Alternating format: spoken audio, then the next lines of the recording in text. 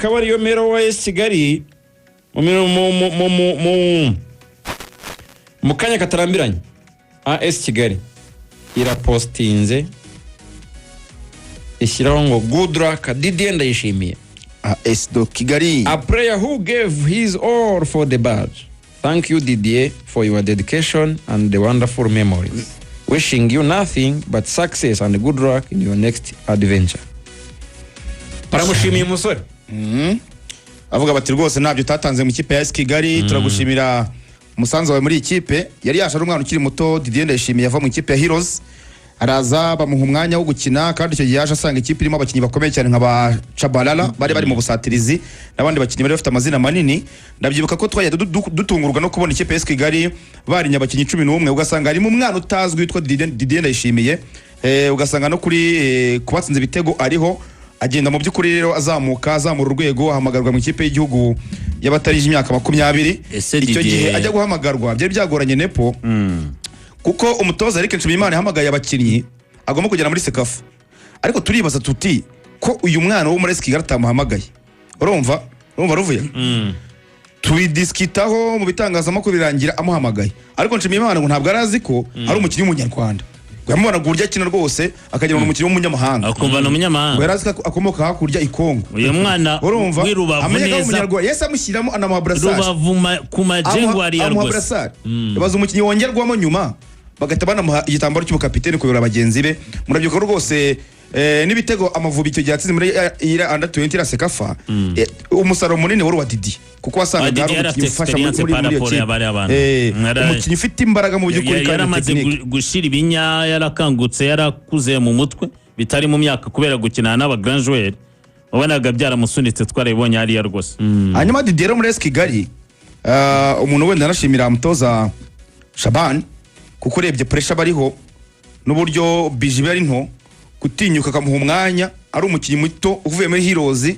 Umuntu yavuga ko ari icyemezo gikomeye cyane yarakoze, ariko bijyanye n'uburyo yari yanamubonye ko ari umukinnyi mu by'ukuri wamufasha. Urebye rero ikintu abantu bamukundiye cyane, bamanitse amaboko, ni polyvalence ye, kuko ni umukinnyi polyvalent cyane, afite polyvalence idasanzwe, kuko yaje ari umukinnyi ukina aca ku ruhande 11 cyangwa se 7. baramuhinduye bamugira umukinnyi ushaka gukina 8 cyangwa 10, nabyo bikina neza. Ejo bundi babura umukinnyi ukina kuri 2.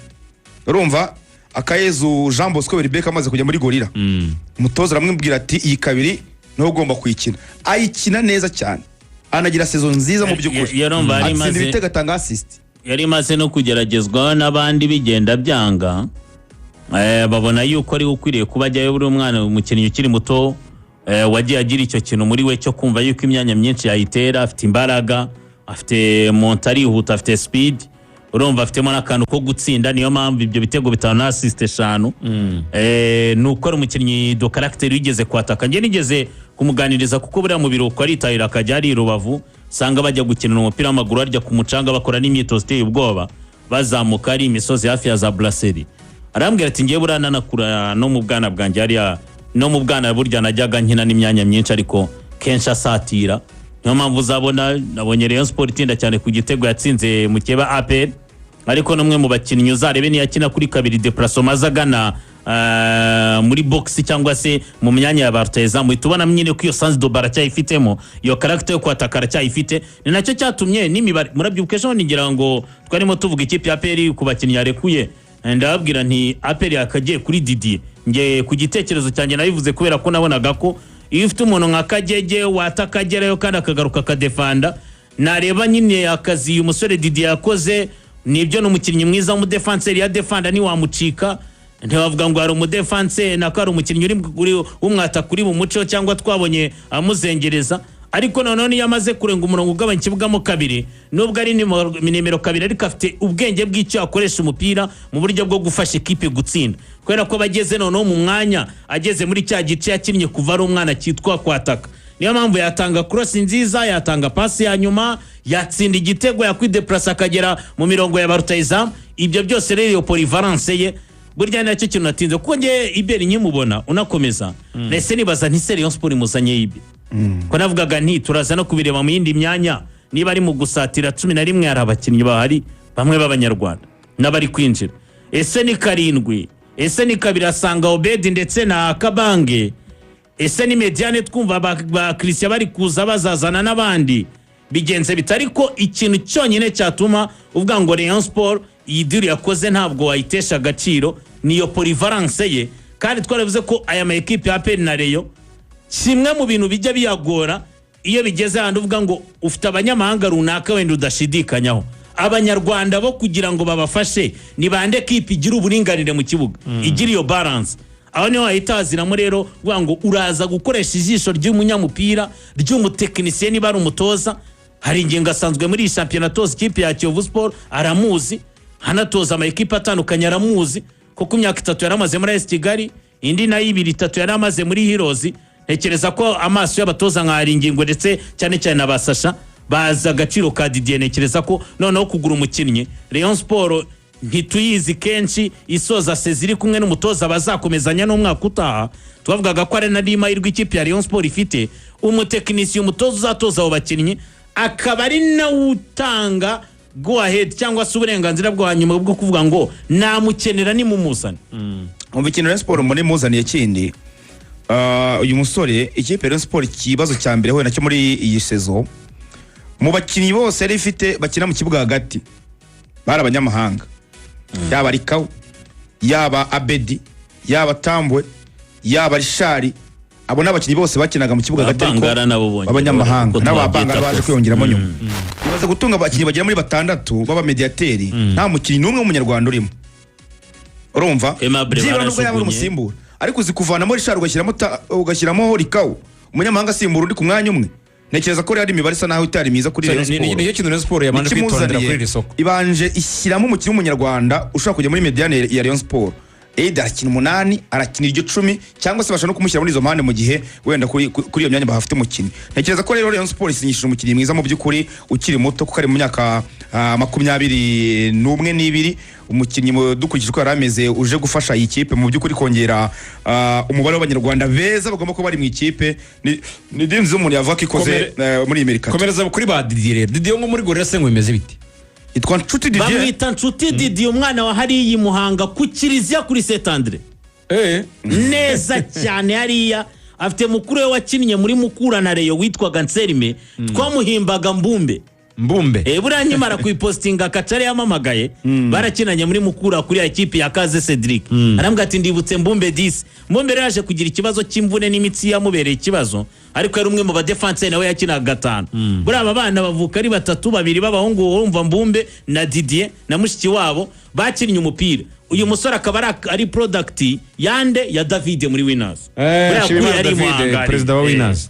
Nshuti Didier rero mu defenseur mu by'ukuri muremure umwana ufite ibigango by'umudefenseri ku bantu bibuka nk'aba Rugwiro uryo barugwiro we yameze wenda Rugwiro we yari muremure cyane ariko urebye uburyo bwo baremetse mu mbaraga zabo ajya kungana na Nshuti Didier yagize saison ishize uretse yidusoje yabanjije yidusoje akina abanzamo muri defense centrale ikipe ya Gorilla ubona ko umutoza arekirasa rwose amuho mwanya ariko iyi saison ntabwo yabashe kubona umwanya ubanzamo kuko yubakiye ku bakinnyi babiri b'abarundi yaba Musa Omar we captain ikipe ya Gorilla ndetse na Uwimana Kevin bakinaga kandi ntabwo bagize wenda byo kuvunika ku buryo Nshuti Didier yabona umwanya wo gukina Didier rero yari umubencheri wa mbere muri ikipe ya Gorilla muri defense wenda igihe Musa Omar yari kugira ikibazo ni Didier wari kujyamo ntabwo yagize umwanya wo gukina urebye icyo match za nyuma ebyiri yarayikinnye Didier yakinnyemo cyagiye batsindwa na Etincelle kuko urumva umutoza yari yaruhukije kubera impamvu ze wenda bari n'uburyo bari bateguye no mukino ariko igihe ari nuko Nshuti Didier aje kuba umuswadi player muri Rayon ntabwo ari umukinnyi wavuga ngo uje kubanzamo nukongera umubare w'abakinnyi b'Abanyarwanda aracyari muto n'abanyana bavuga bati izi recruitment noneho zimeze gute Rayon Sport yavuye ku isoko nyine yatangiye kugura kandi ugura ingeri zose z'abakinnyi uvuga ngo ugomba kugura aba top players wenda biganjemo n'abanyamahanga ariko kanagura n'abandi bakinnyi bazafasha muri squad kuko hari ubw'ikipe igira ubuke bw'abakinnyi bagomba gufasha muri squad kuko urabona nko muri defense yabo Emery ntabwo wamye niba azongera amasezerano kuko nyenye bana Didier yaje ahubwo bavuga ko ari Senkani di Emery ashaka kutongera amasezerano bakavuga bati wenda mu bakinnyi b'Abanyarwanda muri defense tugomba gutunga harimo Rushemu gifite amasezerano wenda na Nshuti Didier twazanira abanyamahanga niba bazongera amasezerano yisudiyanye n'abacike Shimaga nawe agihari urumva n'aba bana babiri kuko ngiye Didier namubufashe mu ndorerwamo y'uburyo Ange yaje Mutsinzi. Ange Mutsinzi nawe muri Muhanga banje kujya yicara Omari akinana na nyuma na bagangi bamuha mu mwanya tanga icyo afite. Rayon Sport imuzana ataratangira no kumutitirera ibihoraho muri Muhanga baramurera gake gake. Ikindi kintu ngiye mbona yiturufu ni recommandation mutoza hari ingingo. Kubera iki hari ingingo genda byibuka bamuha abana bavuye mu ntare aba baviti hanavuga ati bazakina bate no muri Muhanga yenda bari mu ciciro cya kabiri, ariko yaragiye ababyaza umusaro n'abana bose tubona muri Kiyovu Sport ni bagiye bagira ingingo. Hari ingingo umutoza utoza ababizi amazina, utoza amazina. Hari ingingo n'umutoza urema abakinnyi kandi umukinnyi so w'izina genda cyemera umukinnyi so w'izina. Fidari yabanjemo hari izina afite abenamba ubu ntari mu kipe y'igihugu maze yanavuye no mu ntare tutaranatangira kumenya bihambaye. ushaka kubikora gutya ntibiguhire ntibitaguhira nyine abantu bazakota, ariko iyo biguhiriye uhabwa amanota. Niyo mpamvu rero ntabwo tujaji umukinnyi umutoza aguze ataratangira kumukisha ngo urebe wenda icyo amushakamo niba akimubyajemo umusaruro. Ubwo rero ntekereza ko hari ingingo n'umutoza wafashe umwanya wo gukurikira abakinnyi b'abanyarwanda. Tubonye Rayon Sport itangira isoko iri n'umutoza yitoza sezitana yanagarutse biragoye. Ubundi ni icyo kintu umuntu yanagiraho icyizere. Ngo nshuti Didier nawe umukinnyi mushya w'ikipe ya Rayon Sport kuri Daniel amasezerano y'imyaka 2. Daniel cyangwa tubanze Christian. Banza Christian kuvuye. Christian ko niho mfite amakuru. Christian bamushatse igihe kinini cyane. Christian kumusorezo Daniel se ngo nawe niyo bamusinyishije. Daniel byo simbi hagazeho. Cyaka niba ni para amakuru amufiteho. Daniel nagerageje kubaza umwe mu bantu muri Etoile nabaje yambwiye ati muzabimenya. Ariko rero umwana nk'uyu uvuzwe muri Reyo biba ari ibyo. Nese umwana nk'uyu nta gihe cy'Imana ishakuba. Nese mugize amahirwe yo kuzamuka umwana muto muramurekuye yaragize amahirwe yo kubona none experience yo mu cyambere nabango muzabimenya. Ariko nibyo byo yamaze gusinya ku makuru ari rwose ko n'umuntu wabonaga adashaka kwivuga ariko avuga ati anagiye umuntu kubwira ngo anagiye yabateye imbere biturutse kuri twe. Reyo yashaka Daniel muri Etoile bakamwimana. Umwana ni reka rero dusoreze mu minota 2 dusigaranye dusoreze kuri Christian. Christian muri Reyo byarangiye yamaze gusinya barabara kumutangaza. Byarangiye Christian kuva phase turya gutangira. Christian ngiye nkibibona nafashe telefone byarangiye nafashe telefone yanjye mpamagara grand frère we uba USA witwa Bertiste. Angura mwana no mu mafaranga di. Urumva? Grand frère we twarakinanye muri Dream. Nawe mu defenseur mwiza cyane. Cyane kijye no mu isonga. Kijye mu isonga mbere yo kwerekeza muri Amerika. Rero mu ba defenseur rwose ko dufite beza. Christian twajya dura muri Dream ari iremera.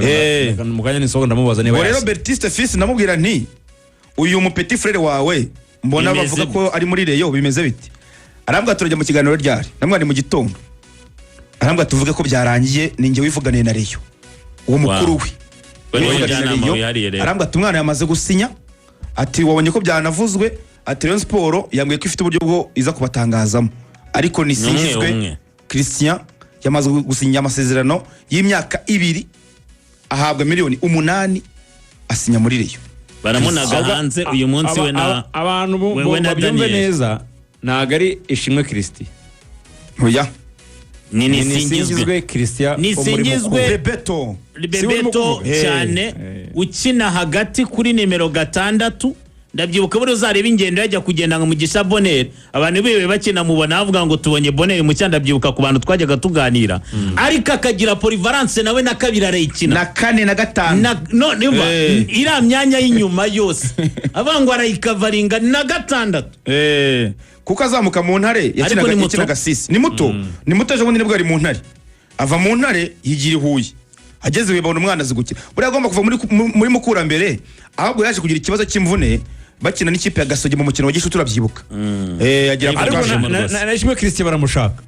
Shimwe Christian nabo aravugwa Christian biri kugenda gake ubwo Zuberi yagenda gake we ntibyahita birangira. Zuberi niwe option ya kabiri ko Christian ari kubahenda. Zuberi niwe bariho gusa Rayon Sport ibonye umukinnyi mwiza pe. Uyu mwana witwa Christian umukinnyi mwiza natagira ibibazo by'imvune n'ibindi bibazo ariko n'umukinnyi mwiza babonye muri Mediane nk'umukinnyi w'umunyarwanda. Igipimo ni Sekafa cyane. Abo bakinnyi bose bazaba bahari. Abakinnyi bose tuzabura mu kwa 7 ejo bundi ni mu kwezi kumwe ariko bare kurema abafana bari bazirikane ko abakinnyi